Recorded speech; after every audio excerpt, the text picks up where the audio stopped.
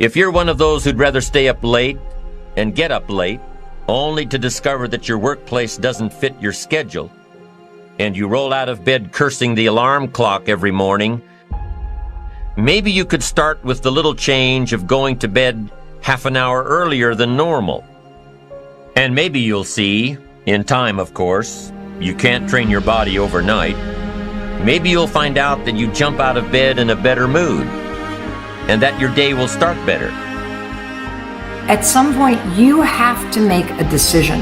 And you'll often hear me say, you're one decision away from a different life, a better life. You have plenty of time to create a life that makes you happy, to create a life that is full of meaning for you, whatever that means. But you have to make the decision. No one's coming to make the decision for you. You have to decide.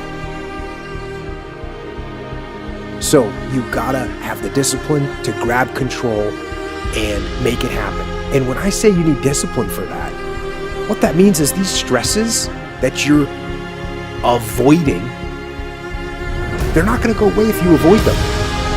So take the discipline to face the stressful situation. Get ahead of it, don't be afraid of it.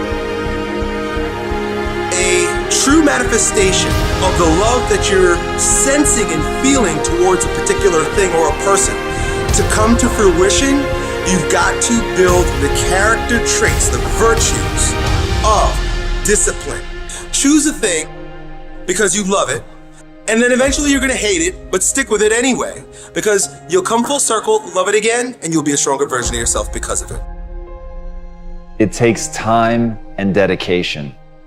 It takes a willingness to accept that you're not yet good enough. It takes the ability to stare at the places that you know that you're weak, to really look at those things and not let it affect your sense of self-esteem and not let it affect your sense of self-worth, so that you can still get the momentum going. But you have to understand that in the beginning, we're all terrible.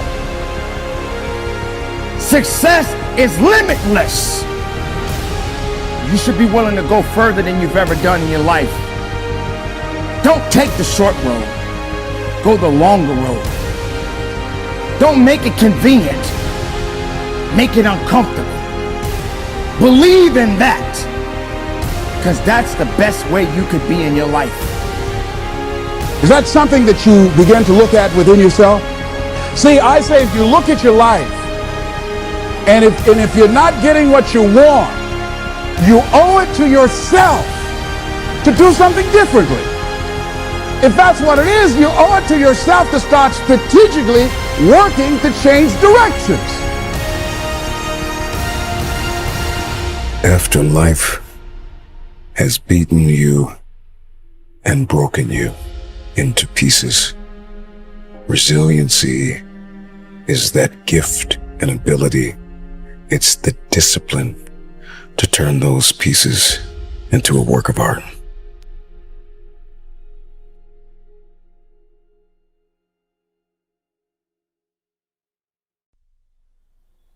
Rise before the sun. There is a reason many of the great women and men of the world, the great history makers, the great poets, the great philosophers, the great movement makers rose before the sun. There is a magic in the air at 5 a.m. And that's why the 5 a.m. Club is so transformational, because it's the time of greatest quietude. And I believe tranquility is the new luxury on our planet.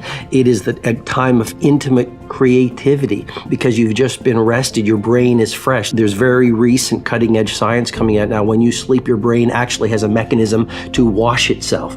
When you wake up in the morning, your willpower is strongest. When you wake up in the morning, you've got a full well of mental focus. And we know that focus in our world is even more valuable than intelligence. And I could go on the benefits. I mean, you get up at 5 a.m., you've got the world to yourself. There's no crowds. You can think, you can plan, you can care for yourself in a world where so many people are so depleted. And so the 5 a.m. Club really is a game changer. And then it's not just get up at 5 a.m. and, scratch your stomach or stare up at the ceiling. feeling it. Or look at your phone. Or look at, especially not. I believe you can play with your phone or change the world. You don't get to do both. And so the 5 a.m. Club method is based on the 20-20-20 formula. That's the revolutionizer. And it started from my experience with working with many billionaires. I've coached many of the most successful financiers and titans of industry for over 2 decades. And one of the things I would run them through is the way you begin your day sets up the way you live your day. And so the 20-20-20 formula that the book is based upon is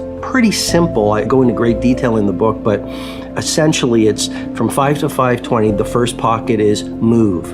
I'm a fanatic about neuroscience, and why do you get up and move? Because you're going to release serotonin, which is going to make you feel better. You're going to release dopamine, which is the pleasure and inspirational neurotransmitter. You're going to release norepinephrine, which will boost your focus. You'll promote neurogenesis. You can actually grow new brain cells, increase your metabolic rate. So the way you feel when you first wake up is not the way you're going to feel at 5:20. The second pocket of the 20-20-20 formula, 20 minutes from 5:20 to 5:40, that's on reflection.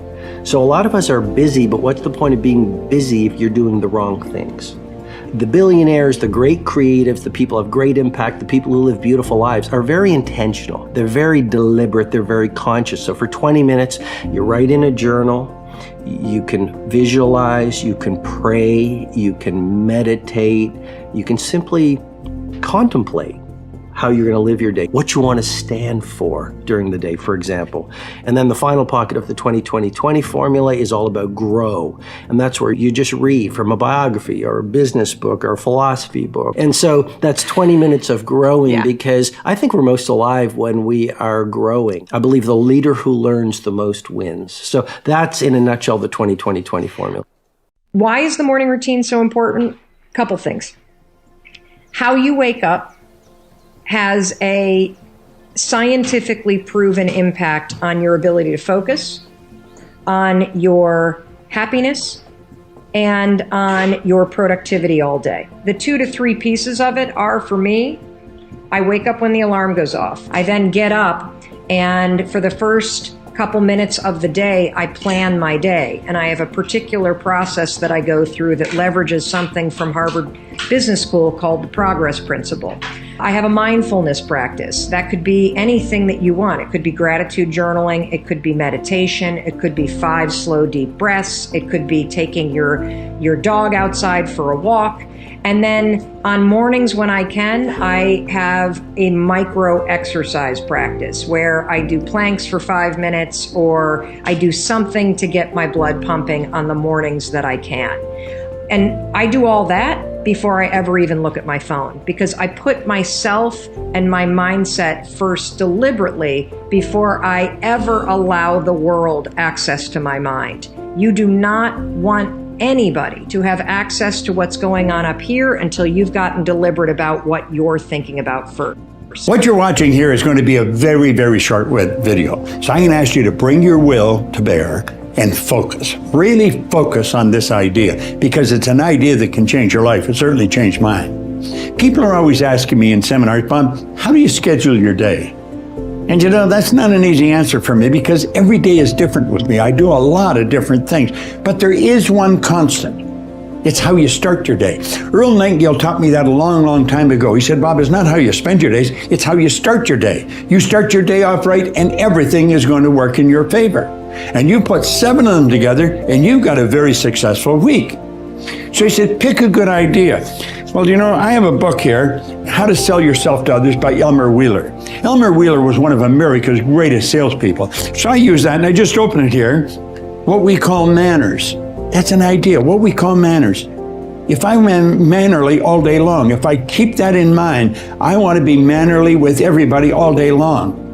That's going to help me. So I take an idea like that every morning and I write it down, I put it in a piece of paper, carry it in my pocket, and that's an idea I'm going to work on all day long. If something goes a little wrong, I work on that idea, I take that idea. You do this and you're going to win.